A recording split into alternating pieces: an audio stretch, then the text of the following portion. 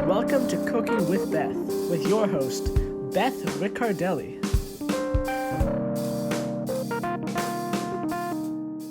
Hi everyone, my name is Beth and welcome to my kitchen.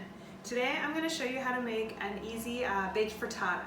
So you don't need a lot of tools for this recipe, so I just have a bowl and a whisk over here. I need a pan, something to bake in. This is an 8x8 pan, so anything similar to this would be fine. I'm going to end up putting some potatoes in mine, and we have to roast those ahead of time. So I need a sheet pan, and I put some aluminum foil on it just to help with cleanup. And then I have another small bowl, so we can use that to toss the potatoes before we roast them. So I'll show you about that in a second. For ingredients, you're going to need eggs, and then milk, salt and pepper, any kind of cheese you like. If you want to add cheese, I mean, it's really up to you. You can get as creative as you want with this, or you can stay as simple as you want too. So whatever you like to eat. So I have some feta cheese here, but any kind is good, like cheddar, or if you even want to use American, that's fine too. And then I have some vegetables. So these are some things that I was trying to get rid of in my fridge. So I have some red pepper, mushrooms, potatoes like I was saying before. I've got some spinach, and then some green onion, which is also known as a scallion. So I cut those up just to have them ready ahead of time. Then you need a little butter, salt and pepper. Pretty basic ingredients. And then I'm gonna add bacon to mine too. So I have a few strips of bacon over here that we'll cook before we put in there. So in order to get started to roast the potatoes, you wanna make sure they're cooked ahead of time because they're not gonna cook well enough inside the eggs. So when you go to eat them later, if you didn't cook them ahead of time, they're going to be really, really hard. So I'm going to roast them, that way they're nice and crispy and they're soft in the middle, and they'll have some flavor by the time we put them into the egg dish. So I'm going to put all my potatoes in a little bowl. I cut them very small, they're about a 1/2 inch. That way when they cook in the oven, they won't take as long as if they were a little bit bigger.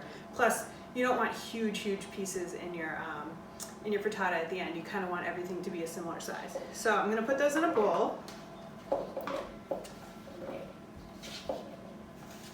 And then you can take a little bit of oil, any kind is fine. I just have some vegetable oil here. And I'm going to drizzle a little bit in there, just enough that it's going to coat them.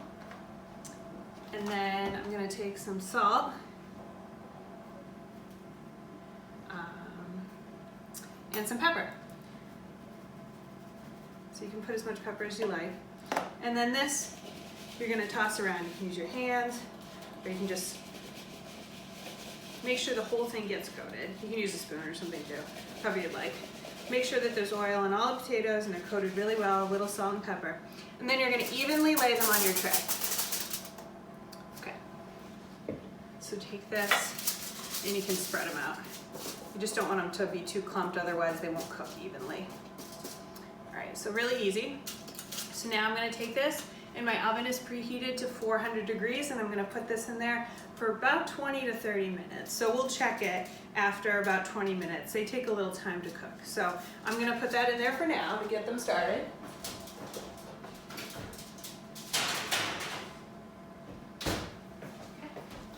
And then the next thing you wanna do is you're gonna butter your pan. So you can use butter, or you just need to grease it in general so that the eggs and the ingredients don't stick to the sides. So if you have cooking spray, you could use that as well. I'm just gonna take some butter and go all the way bottom.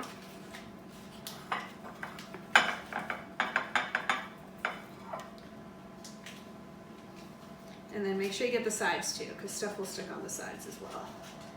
And then don't be cheap on this. You want to add a lot of butter onto the sides because you really don't want stuff to get stuck in there. Plus any extra butter makes things taste good anyway. All right. So you can set that aside for now. Save this for later. And I'm going to prepare the eggs next. So you're going to use about 6 eggs. We're going to crack the eggs right into a large bowl.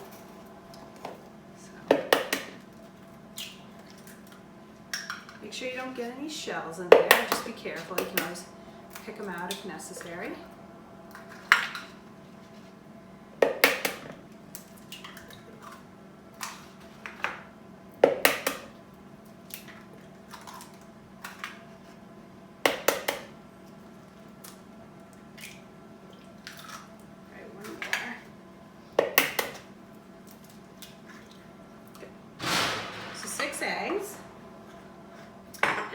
gonna take a splash of milk and add it in there. You don't have to measure, just a little is fine. So there we go. And then salt and pepper again. I'm using a spoon because I just cracked eggs, so I don't want to touch the salt with my hands. And pepper.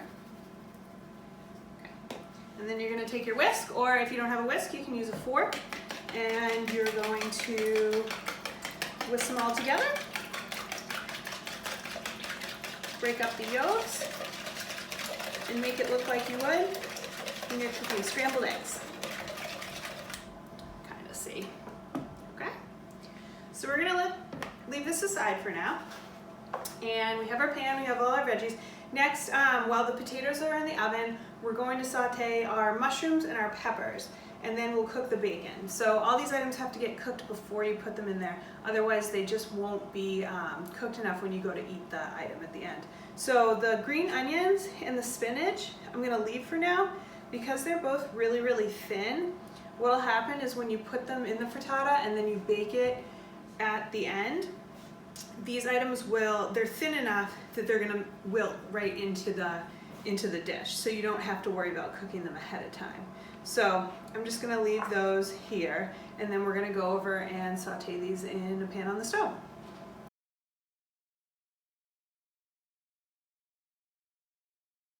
So I've got my saute pan set up over here, and then I've got all my ingredients that I'm gonna cook ahead of time. So I've got my mushrooms and peppers in here, a little bit of butter, and then the bacon, and then I have some salt and pepper to season things with. So the first thing you wanna do is turn your pan on to about medium. And then you're gonna add your butter. Okay? And it'll take a second to heat up. You want to wait until you see that starting to melt. You don't have to be exact with the butter, just use a little dollop in there. It'll coat the vegetables and make them more flavorful. And it'll give it something to cook in. You can see it starting to melt a little bit here. So we'll do the vegetables first, and then after those are cooked, we'll put them aside, and then we can use the same pan to cook the bacon next. So that way there's no bacon grease left in there, unless you can use the bacon grease if you'd like. I'm trying to make mine not have as much grease in it, so I was going to take the extra bacon grease out. But if you want to cook the bacon first, then you can cook your vegetables in the bacon grease. So, all right, so now all of the butter is melted, and you can add in whatever vegetables you wanted to add. So I've got my mushrooms and my pepper in here.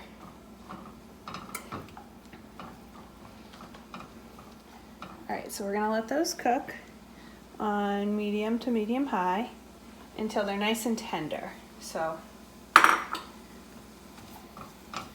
make sure those are touching the bottom of the pan. Then I'm gonna add a little bit of salt and a little black pepper. You can hear them starting to sizzle a little bit. So I've got my potatoes roasting in the oven. And then there's vegetable sauteing on the stove. And then last we'll do the bacon. And then once everything's ready, we can put it all together.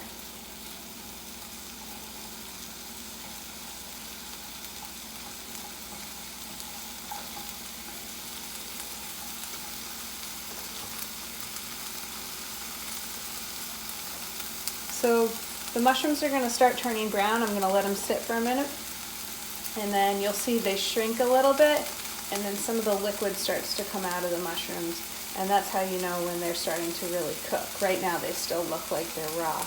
The peppers you're going to have to keep an eye on because they don't really change very much unless they really, really have cooked a while and they start to brown on the outside. But I don't want them to be super soft. We want them to be a little bit crunchy still when they're in the frittata because it'll give it some texture.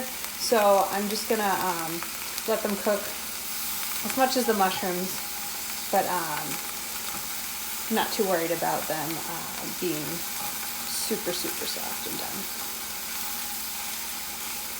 So you can see the mushrooms are starting to brown.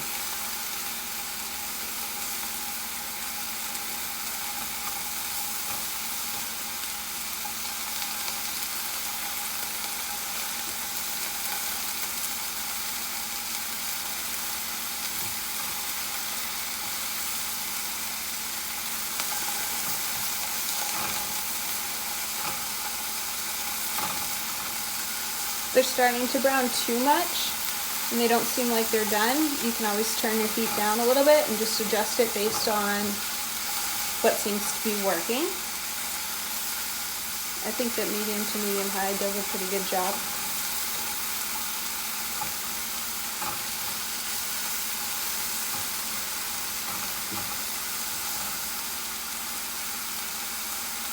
These are getting there.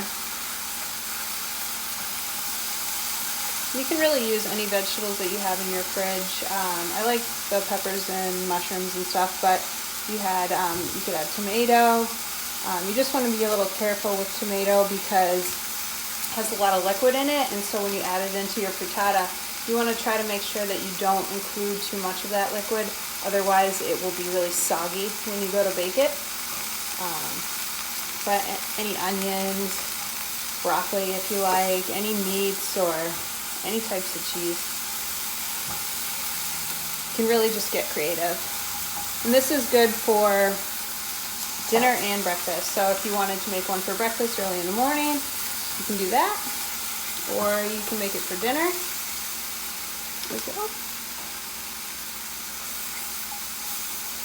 Alright, so these are almost done. See how the mushrooms are brown on both sides now?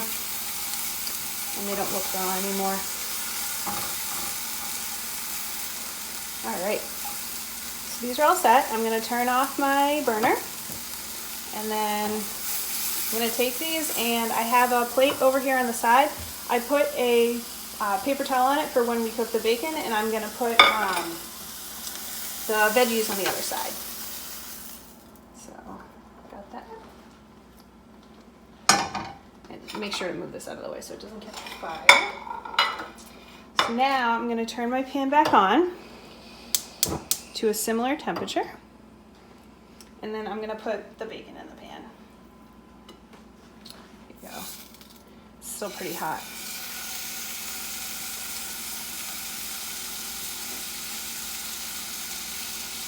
So this you want to make sure that you lay out separate from each other so all of it cooks evenly. And as this cooks too, it's going to shrink in the pan.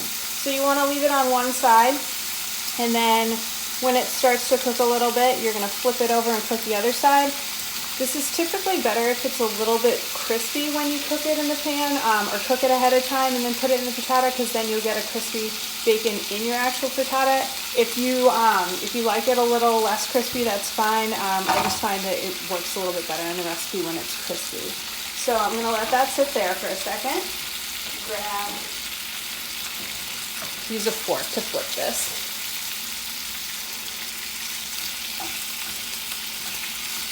You can see it's already starting to bubble up a little bit and shrink.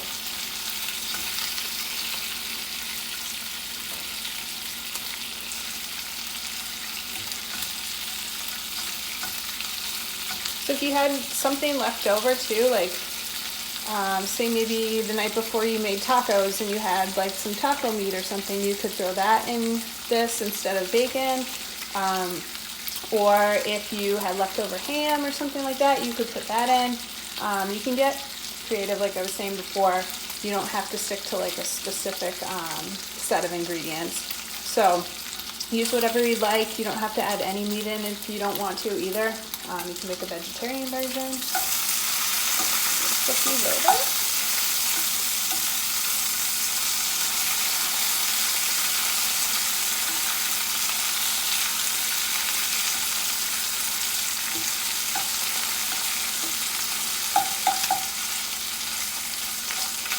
So I'm going to let these continue to cook until they're crispy, and then I'm going to check my potatoes, and once those are all set and roasted, I'll take them out of the oven, and then we're going to assemble the whole frittata, and I'll show you how to do that. Alright, so I took my potatoes out of the oven. They're nice and roasted, and if you look closely, you can see that they're starting to brown a little bit. They're nice and crispy and then soft in the middle. And then I have my veggies and my bacon. It's nice and crispy. I put that on a paper towel to make sure that the grease doesn't like stick with it, and it'll stay nice and crispy. So I'm going to take those really quick and I'm going to chop them up into little bits. See, it's really nice and crispy.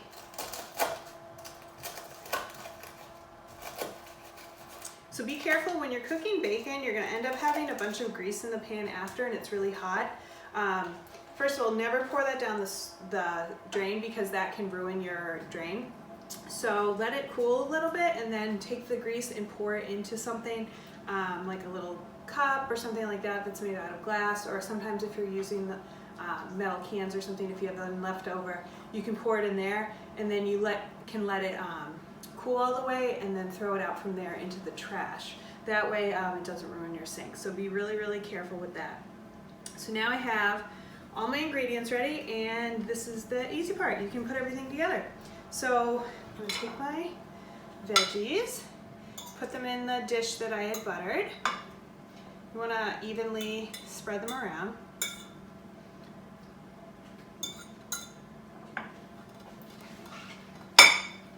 And then take my potatoes next. In there too. So spread those around evenly. And then I'm going to sprinkle the bacon in.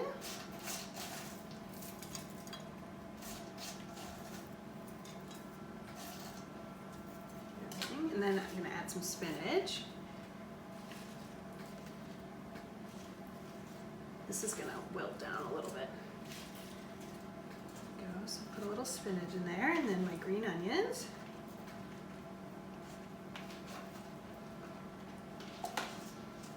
All right, and then you can add whatever cheese you want in. So I'm going to put some feta in there.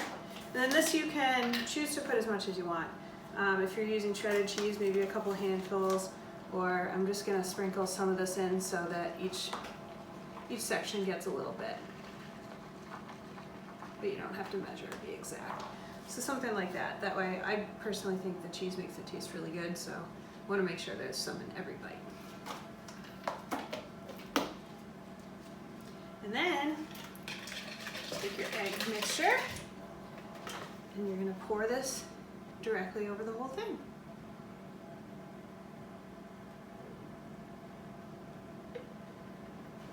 Make sure you get all that in there.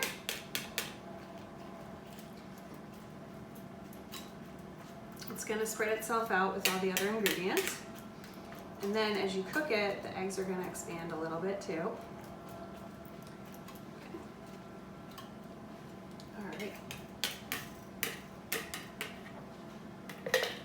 So right now it looks like this. Spinach down.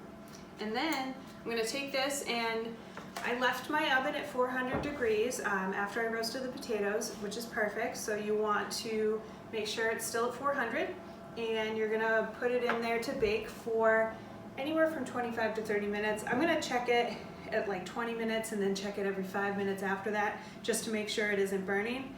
And I'll show you how to check to make sure it's ready once it comes out. All right, so I just took this out of the oven, and it took about 25 minutes for it to cook all the way. So you can see that the edges are browned around the sides. The top started to brown a little bit too, which is a good sign. And then if you actually take your finger and you push down in the middle, if it springs back at you and it doesn't squish down at all, that means it's done.